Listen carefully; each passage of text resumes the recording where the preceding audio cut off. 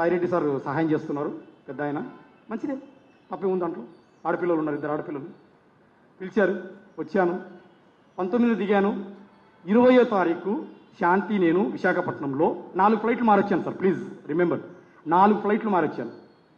4 ఫ్లైట్లు మారి డైరెక్ట్గా వైజాగ్ వెళ్ళిన. అప్పటికి శాంతి వైజాగ్లో ఉంది.